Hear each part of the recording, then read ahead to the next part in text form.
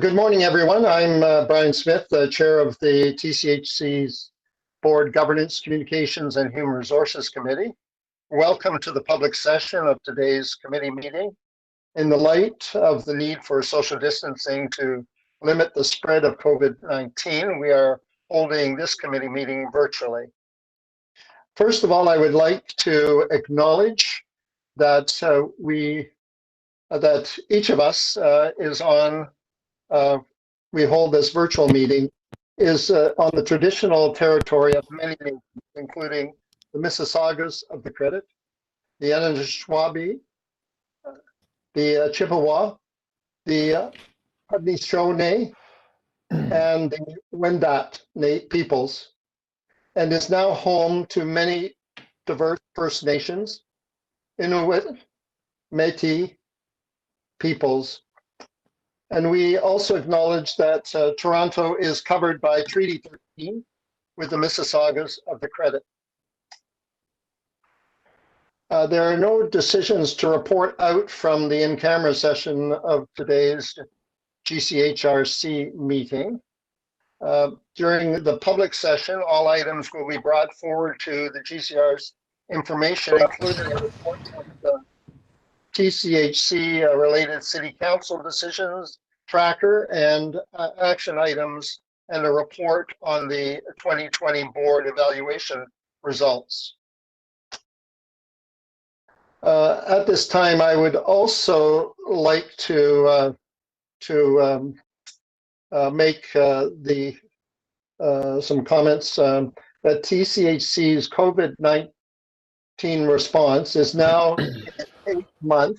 And once again, on behalf of the board, I want to thank our employees for the exemplary work they are doing to deliver essential services and support to our tenants.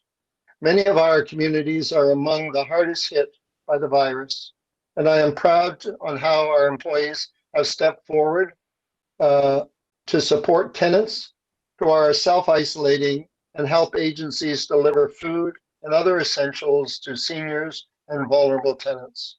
In particular, I would like to recognize the contributions of staff who work in our buildings. Given the resurgence of COVID-19 cases, we are maintaining an extended 10-hour shift schedules that are enabling us to deliver enhanced cleaning protocols that are preventing the spread of the virus and keeping people safe. And I want to thank everyone at the company for setting a good example by following public health advice at work and at home. In doing so, you are protecting your coworkers, your families, our tenants, and those in our city who are the most vulnerable to the effects of COVID-19. Your efforts are truly appreciated to all of us.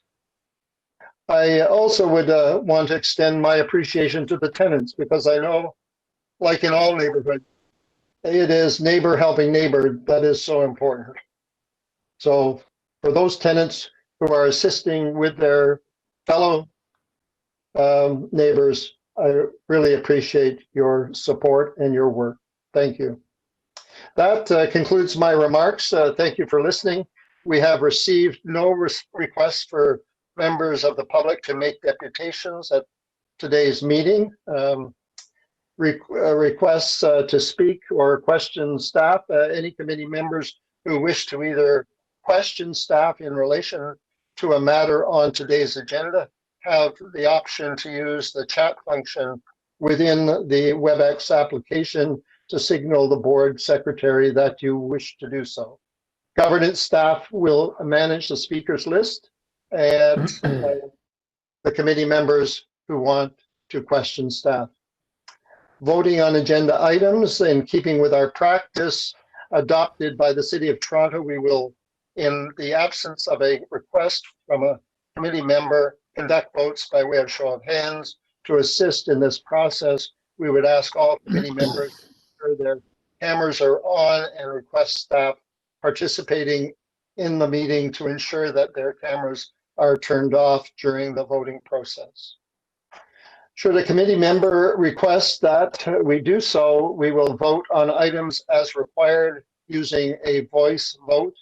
in which I will ask committee members individually to indicate whether they either support or oppose the recommendation that is before the committee by indicating whether they approve or oppose the recommendation.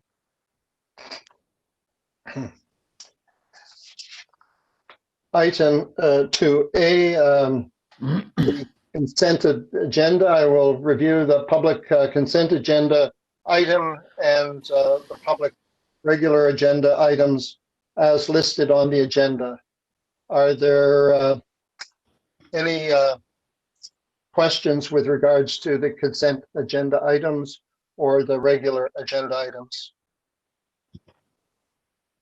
Hearing none, would members of the Governance, Communications, and Human Resources Committee please indicate any agenda item in which they have a conflict of interest together with the nature of the conflict? Hearing none, no conflicts of interest were declared for the agenda item. Can I please have a motion to approve the public consent agenda? I'll move that, Brian. John, a seconder. My screen is small, so Derek, can you help me? Uba second. Thank you. Motion carried. All those in favor? You record that, Sarah, okay? Great, thank you. Yep. Item 3, business arising from the public meeting minutes and action items. Item 3 is the business arising from the public meeting minutes and action items update, which is put forward for the committee information. Ask if there are any questions with regard to the action items. So can I please have a motion or any questions with regards to any action items? Are there any questions? No questions. Okay, can I please have a motion to receive the action items update? So moved. Moved by John, seconded by Uba. Great, thank you. All those in favor? The motion's carried. Sorry, I didn't catch Councillor Fletcher's vote. Councillor, can we have your vote? Thanks. Item 4, City Council directions requiring board attention. Item 4 is the related City Council tracker items. I think is Lindsay going to speak to this if there are any questions? Mr. Chair, I think we will take the material as read and open it up for questions. And yes, Lindsay is here to answer any questions if there are any from the committee members. So we will assume that the report's been read and if there are any questions. I have no questions. No questions? Is there, assuming perhaps we could have an emotion then, Mr. Chair. Yes, it's unusual to have no questions, so thank you.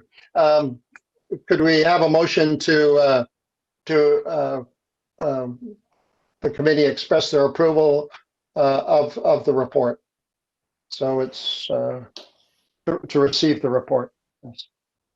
I see. I'm moving it, Paula. Paula, thank you. Paula, seconded by, my screen is small. Mr. Campbell? Thank you. All those in favor? Passes. Motion passes unanimously. Thank you. Thanks, Lindsay. Thanks, Lindsay. Yes. Item 5, board evaluation. We obviously, the board went through the evaluation and the report shows the responses from the board on the evaluation. Are there any questions with regards to that? If not, can I please have a motion to receive the report on the results of the board 2020 evaluation survey. I have a question. Don, I have not studied this in great detail. I obviously did respond to the board survey. I would like to ask Kevin, as a former board member and former board chair, and having been the CEO of the organization, I would like his view on if he feels there are changes or improvements that are required from a governance and board standpoint. I know that's kind of putting you on the spot, but is there anything in looking at that survey? Is there anything that jumps out at you as something that we should be doing better? Listen, it's like a continuous improvement, exercise. I would say, John. I know that the chair of this committee and myself have dialogued on discussions that he's planning to have with the Institute of Corporate Directors, and they have some very good work that they have done in improving governance for not-for-profits, because although we're a corporation, we're owned by the city, so therefore I would say that that's the appropriate way for us to look at it. And I think that having looked at clearly where there's some areas that the board feels that they want to do some more work on, that in conjunction with the with the work from the Institute of Corporate Directors, or the discussions that you have with them, I think can improve it. I mean, I think the board considers a lot of work, in sometimes very, and particularly in a COVID environment, some pretty challenging circumstances. But I think, there's, in the same way that we are evolving the operations of the corporation, the management team is to improve it. I think as we look at it, there's better governance that we can put in place as well. Okay. So in short, there's really nothing glaring that you see where we need to make improvements on. Nothing that stands out as, kind of a lightning rod. No. Okay. Brian? Brian? Yes. I'm Paula? here. Yes. The idea with the Institute of Corporate Governance, but nonprofits have a board. Most of them don't have a shareholder. They're not owned by another entity as far as being a nonprofit is concerned. So Heather Terrace was set up by the United Church. It has a board that operates as a nonprofit board. It is its own board. The buck stops there. I really have to be concerned a little bit that when we go that direction, some of the advice we get about our fiduciary responsibility isn't quite correct. So I'd like to, Brian, for you to add in the city manager's office, who does governance of our ABCs for the City of Toronto. So we get the balanced view of understanding the role of the shareholder. That's the first thing I'd like to say, that we're not simply set up as a nonprofit because we actually do have a shareholder. Quite a big shareholder, actually, with big interest in this corporation. Secondly, I think this was an interesting exercise. It was, but we should be a little more, look at different models for these types of surveys.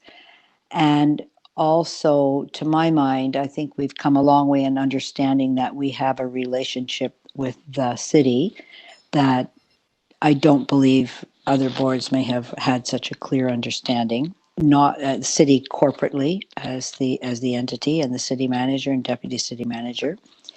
I believe that that's important to note. I think in the past, the board members, and I've seen and read things where board members or chairs of committees were directing the staff to do certain things. That definitely was, fingers were not just in, elbows were in. And I think we've all read some of those things. And that, of course, is verboten for governance. And I think our board is writing the balance there. And so that's another thing I would like to acknowledge. And the board understanding its role as far as corporate governance is concerned is continual. And I think it's been helpful actually having Kevin having been on the board and now CEO to really understand both of those worlds because they're quite different, but having a bridge and understanding the bridge is very good. And having Brian having been a CEO and chair of governance, I think we're in a very healthy position. I do think it was a little too scattergun, the questions, and we might want to formulate them in a way that would say, here's our, for this year, our board wants to focus on these areas for improvement from a governance standpoint. That's my remarks today. Thank you. Thanks, Paula. And definitely, I'll make that commitment. I guess my approach would be to gather information from the institute and then be able to sit down with senior city staff, whoever is the appropriate, either city manager or the city deputy manager responsible for this area, and have a discussion with them around the information we have so that we can work forward, because they obviously have a lot of experience working with other arm's length organizations that the city controls, and we will benefit from. I want to be clear that we are replacing the shareholder. We are not an arm's length organization of the city. Our board is the shareholder. We are in place of city operating it directly. So even those phrases sometimes get us into trouble. So I want to be really careful that we don't drift back to what do we care about the city, because that has been a position at times of different boards. Okay. Will do. Thanks for your input, Paula. If there are any other questions with regards to this, anyone else? No. So can I have a motion to receive or did we have that already? No, motion to receive. Yeah. We've got a motion to receive up on the screen. If we can have a mover and seconder. I'll move it. Great. Thank you. And the seconder?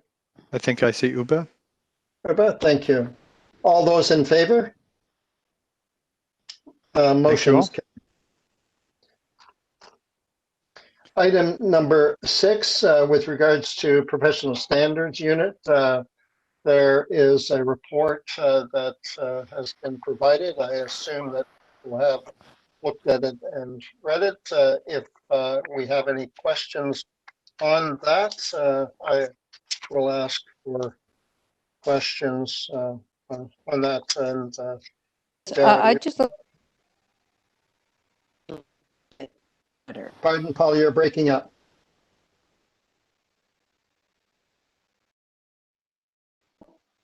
We're on the circles now. There. Okay, now we're good.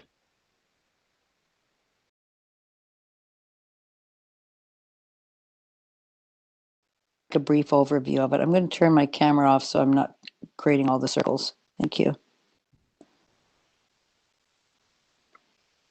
Sorry, Councillor, what I heard was a brief overview of it. Yes, I'd just like to have the salient points from this one because it relates back to the Reuben Tomlinson, please. Thank you. So essentially what we are providing to the committee this morning arises out of the board's consideration of the Reuben Tomlinson report. And one of the recommendations that we brought to the board as part of our report on the implementation of those recommendations was the suggestion that the TCHC would establish a professional standards unit within the Legal Services Division. The direction that we got from the board in response to that suggestion was to direct the issue of what we would be doing as an organization going forward related to investigations and the question of a professional standards unit to this committee. In order to further that conversation at the committee level, what we've provided the committee today is a bit of a contextual view of the manner in which other city-related organizations conduct workplace investigations. We don't make any recommendation as to whether one approach is better than the other. but we thought that it would be useful to provide the city with that context in terms of how others approach the issue. So generally, the city approaches workplace investigations through a variety of processes. To a large extent, management staff in the operational divisions are charged with responsibility to pursue workplace investigations of employees working in those divisions with the support of city legal services and HR staff. In contrast, the Toronto Police Service has established a professional standards unit, and that decision point seems to be mirrored by other first responder organizations. Yes. So paramedic services and fire services have also established professional standards units. The Toronto Transit Commission, Because they are a command organizations, which a little different than ours. So yes, they are different organizations from TCHC, absolutely. The Toronto Transit Commission addresses complaints and concerns regarding the conduct of transit enforcement officers and policies through a unit complaints coordinator. And investigations of other TTC staff are conducted by an investigation services unit of the organization's human resources department. The TDSB, which isn't strictly within the confines of a city ABC, but it is a local public body, and takes an approach of investigating alleged violations of its workplace harassment prevention policy through its Human Rights Office, and ultimate responsibility for that policy resides with the Associate Director of Equity, Wellbeing and School Improvement. And finally, the Toronto Public School Board places responsibility on individual division managers, not unlike the city's approach for conducting investigations related to its human rights and anti-harassment discrimination policy with the support of HR staff. The report, as I note, it doesn't make a recommendation as to what TCHC should do. It's simply provided in order to give the committee members a sense of the landscape and how other organizations related to the City of Toronto and in the City of Toronto approach this question. thank you. I think I'd just like to receive it for information. I'd like to come back to this a little bit later in the new year.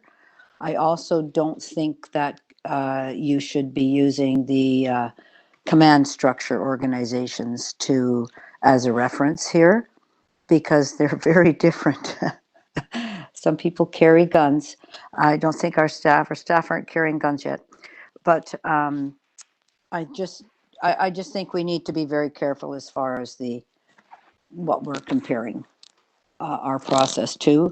And I don't feel we're right at the stage to continue this, but I'm going to move that, receive for information, and table this discussion again in early 2021.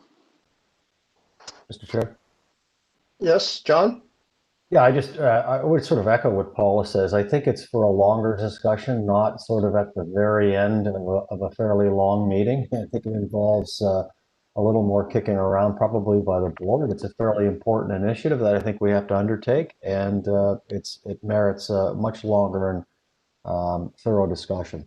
Well, I will note the board said not to do it, John, as you recall. So that's why I'd just like to wait till things are a bit more stable and that we receive this. Thank you very much, and come back to this conversation in the new year. That's my motion. Thank you.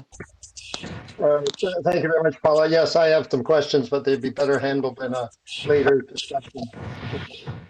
Are there any other questions before I ask for a vote on the motion? Moved by Paula, seconded by John. Any further questions? No, hearing no questions, I call them item. All those in favor? I think I see everybody. I see Mr. Campbell and Ms. Farah and Mr. I'm in Smith. favor. I just have my camera off to Thank you, Councillor. this. Thank you. Okay. Well, thank you very much. That that deals with our last item. So we just look for a motion for adjournment at this point, if there's no further items. See Mr. Campbell and Ms. And Farah seconded by seconds. Eva. Okay, great. Thank you very much. And Sorry, can we thanks. just, we've got a mover and a seconder. We just need to have a vote. I'm voting yes. I'm back on camera. Thank you all. Okay. Bye, everybody. Thank Thank you. Bye-bye. Thank you. Thank you. Thank you all, and Thanks, please stay everybody. safe. Yeah, you Thank you. too. Thank Bye-bye. you. Thanks. Bye-bye.